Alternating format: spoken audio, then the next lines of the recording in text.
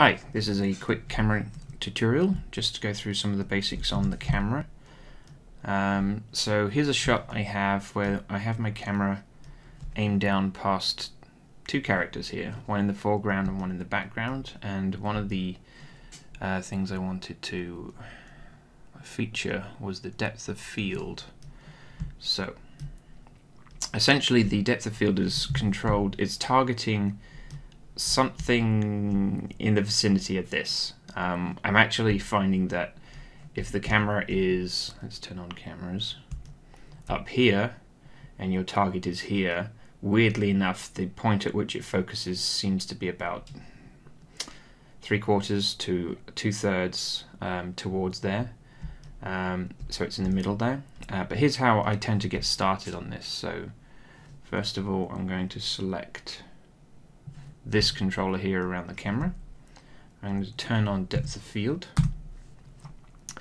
and you're going to want to also turn on this button here. Sometimes it comes on automatically when as soon as you turn on that depth of field, but in this case I've probably turned it off in this viewport already, so this is now on. So this window is now active for depth of field. Now this range, which it's on by default, is actually kind of deceptive. What I would recommend you do is whack it down to something really small. So this is smaller than you'd want to go, but 10 as an example. Okay. Now what you'll notice is that as I'm moving this, it's changing the focus over on the left window.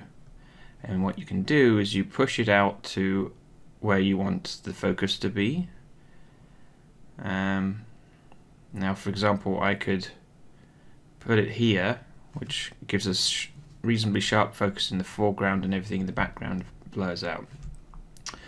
And then what you can do once you've got the spot exactly where you want it is you can then increase this range, and what that effectively does is cover a larger area. So what you'll notice actually is if you whack this down to a ridiculously small number, the range over which it will focus is too narrow, so I can't even get the whole toadstool in focus. The bottom edge of that hood is blurred out whilst some of the beads are sharp, so that's too narrow. But it is a useful way of finding the sweet spot of where exactly is it targeted, and then you can just increase the range, so you can then whack it up to a number where it feels a little more comfortable. So in this case actually maybe 10 was about the right amount in order to keep this in focus and that one out of focus.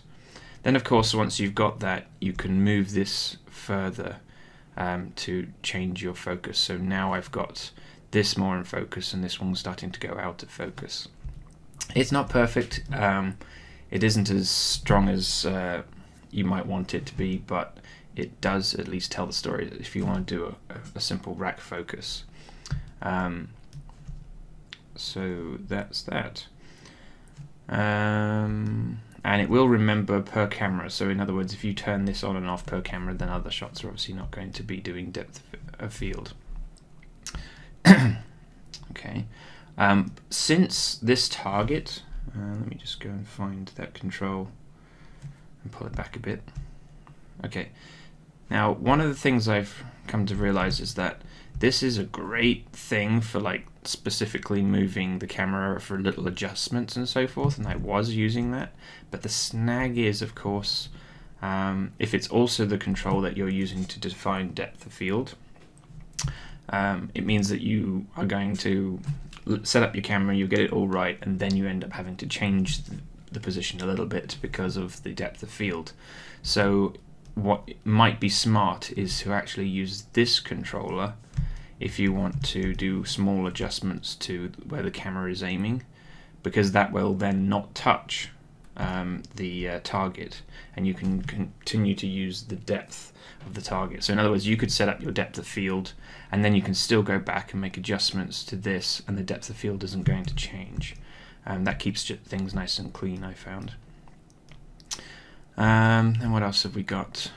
Another feature that I'm using regularly is the camera shake. You'll usually get it with it turned off, but I'll turn it on here, and then these values are the ones that you want to play with. If it's a big action scene, make the numbers smaller. If it's very calm, make the numbers bigger. So in other words, if it's kind of a calm scene, I might whack these numbers up to 300 in here, and somewhere around 20 in here.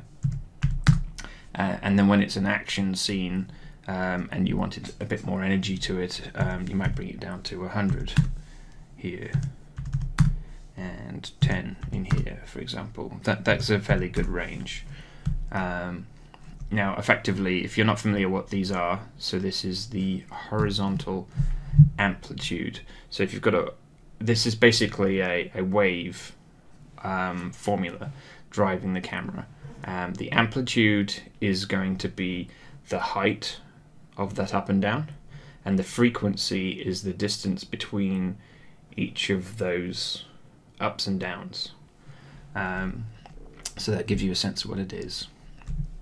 But the numbers kind of don't make sense in a way. That is one of the things I'm going to say, is that the smaller number, for whatever reason, actually makes the wave bigger. I'm not really sure why it's been set up that way, but that's just what it is. So anyway, that should help you do two little tricks that I use all the time and are very useful for making the scene look a little bit more interesting. Thanks a lot. Bye.